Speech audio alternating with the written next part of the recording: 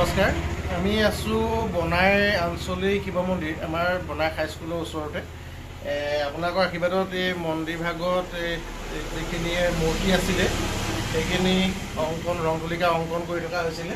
কৈলাশ ভাগ এনেকৈ অংকন কৰা হ'ল, তাৰপাছতে আমাৰ শিৱ বাবা দেখিছে, শিৱ বাবা অংকন কৰা হ'ল। দ্বিতীয়তে আৰু এজন দাতা পৰিয়ালেদি শিৱ বাবা আছিলে, তেখেতকো অংকন কৰা হৈছে। আৰু এয়া ওচৰতে আছে আপোনাৰ আমাৰ জ্যোতিৰ্লিংগ সৰ্পজন আহি আছে, এনেকৈ নন্দী মহাৰাজ আছে। আৰু আটাইতকৈ আশ্চৰ্যকৰ কথা, ইয়াত এভাগ মৌ আছে, অলপ অলপ উৰি আছে, আপোনালোকে দেখিছে নিশ্চয়। ঢেৰ মৌ ইয়াত আচলতে অকণমান নষ্টও হ'ল ইয়াত, মানে কালাৰৰ চেণ্টটো পাই পেলাই। কিন্তু মৌখিনিয়ে কোনো ধৰণৰ উপকাৰ কৰা নাই। আৰু এভাগ সৰ্পও ইয়াত আহে বুলি আমি গম পাইছোঁ। আৰু ইয়াৰ বিশেষত্বও আছে। আমি মন্দিৰ পৰিচৰ্যা কৰা আমাৰ দৌৰাদৌ আছে, তেখেতৰ পৰা আমি জানিব বিচাৰিম যে মন্দিৰ ভাগৰ বিশেষত্ব অকণমান কৈ দিয়কচোন ৰাইজক। ধন্যবাদ। মোৰ পুত্ৰস্বৰূপ ধৰণী দত্তই আজি কেইবাদিনো ধৰি পৰিচৰ্যা কৰি এই মন্দিৰৰ মূৰ্তিসমূহ অংকন কৰিছে। আমি তেখেতৰ কৰ্ম দেখি আপ্লুত হৈছোঁ। ধুনীয়া তেওঁৰ হাতৰ তুলিকাৰে গোটেই বস্তুটো উজ্বলাই উঠাইছে। আৰু লগতে আমাৰ এই মন্দিৰ ভাগৰ বিশেষত্ব এনেধৰণৰ, এই মন্দিৰ ভাগ আমাৰ প্ৰায় 30 বছৰৰ অধিক এই বনাই আঞ্চলিক শিৱ মন্দিৰ ভাগ পৰিচালিত হৈ আছে, অৱস্থিত বনাই হাইস্কুলৰ কাষতে। এই 30 বছৰৰ প্ৰথম সময়ছোৱাত মই নাছিলোঁ। 2014 চনৰ মাৰ্চ মাহৰ শিৱৰাত্ৰিৰ পৰা মই এই মন্দিৰ পৰিচালনাৰ দায়িত্ব লৈছোঁ আৰু এই পৰিচৰ্যা কৰি থকা হৈছে। ইয়াৰ এই মন্দিৰ ভাগৰ বিশেষ অলৌকিক কিছুমান কাহিনী আছে। ইয়াত আমি এবাৰ ৰুদ্ৰযজ্ঞ এই মহান অনুষ্ঠানভাগী পৰিচালনা কৰি ইয়াত অনুষ্ঠিত কৰা হৈছিল। এই ৰুদ্ৰযজ্ঞ যেতিয়া আমি অনুষ্ঠিত কৰিছিলোঁ, ৰুদ্ৰযজ্ঞৰ যি হোম কৰিবৰ কাৰণে সূৰ্যৰ পৰা নিজে নিজে অগ্নি আহি পেলাই আমাৰ সেই হোম জ্বলি উঠিছিল। কোনো জুইশলা কাঠি বা অন্য বাহিৰা অগ্নি আমি এই পূজাত বা সেই সময়ত ব্যৱহাৰ কৰা হোৱা নাছিল। সূৰ্যৰ পৰা নিজে নিজে আহি এই ৰুদ্ৰযজ্ঞৰ হোম জ্বলাই তুলিছিল। সেয়া হ'ল এটা বিশেষত্ব। তাৰোপৰি এই মন্দিৰলৈ মহাদেৱৰ অলংকাৰ বাসুকী আহি মাজে মাজে দৰ্শন দি থাকে।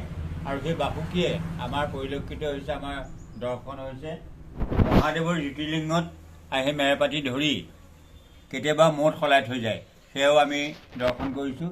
তাৰোপৰি আমি বহুত মানুহৰ মুখে জানিব পাৰিছোঁ যে ইয়াত সেৱা পূজা অৰ্চনা কৰি, বন্তি প্ৰজ্বলন কৰি, শৰাই সঁফুৰা দি বহুতকেইজন অপুত্ৰুকা মানুহৰ পুত্ৰ কন্যা লাভ হৈছে।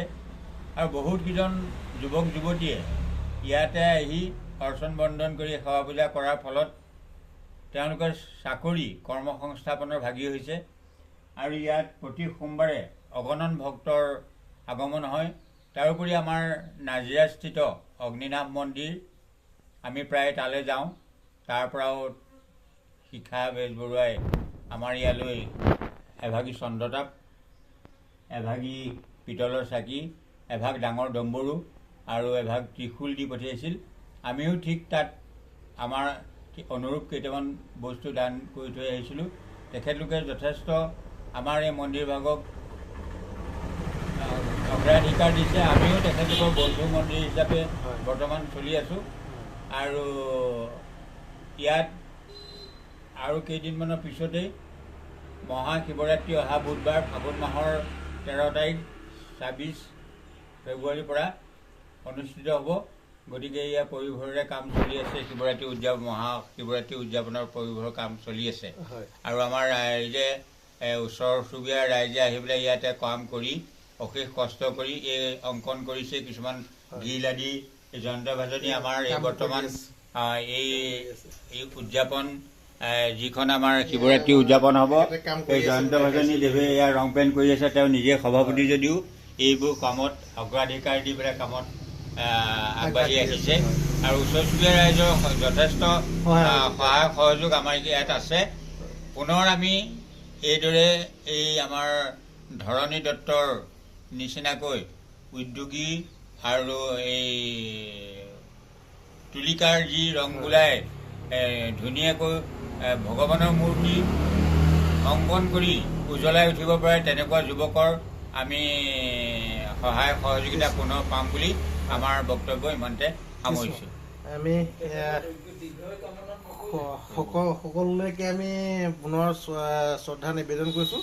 আচলতে ভগৱন্তই কৈছে যে কৰ্ম যজ্ঞ হিচাপে কৰিব লাগে, আৰু সেই নিমিত্তে আমি আপোনালোকৰ আশীৰ্বাদ হিৰত লৈ কৰ্ম কৰি আছোঁ।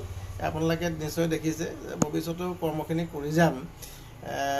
ইয়াকে কৈ সকলোকে পুনৰ শ্ৰদ্ধা জনাই আজিৰ ভিডিঅ'টি ইমানতে আমি সমাপ্ত কৰিছোঁ। আমি এতিয়া আৰু এটা কথা জনাইছোঁ, এই ধৰণী দত্তই যিখিনি কৰ্ম কৰি আমাক অনুপ্ৰেৰণা যোগালে, আমাক সহায় কৰিলে, সেয়েহে মহাদেৱৰ ফালৰ পৰা তেখেতৰ দীৰ্ঘায়ু আৰু সুস্বাস্থ্য কামনা কৰি আমি এটি মহাদেৱৰ অতি প্ৰিয় এটি শ্লোক, শিৱগীতাৰ এটি শ্লোকেৰে তেখেতক এটি আৰ্থিক বৰীক্ষণ কৰিব খুজিছোঁ। পৰিয়ালটোও যাতে তেখেতৰ সুখ শান্তিৰে বিৰাজমান কৰি তেখেতৰ উন্নতিৰ ক্ষেত্ৰত আগবঢ়াই নিয়ে, গৃহত যাতে সুখ শান্তি বিৰাজমান হয়, এয়ে আমাৰ কামনা। ওম কাৰং বিন্দু সং যুক্তং নিত্যং ধ্যায়ন্তি যোগিন কামদং মুখ্য দৰ্শনৈব ওংকাৰায় নমো নমঃ বা হনং বিষভ জৈছে বা সুখীকণ্ডে বিভূষণং বা মে শক্তিধৰং দেবং বাকাৰায় নমো নমঃ। ওম শান্তি, ওম শান্তি, ওম শান্তি। ওম নমঃ শিৱায়। ধন্যবাদ।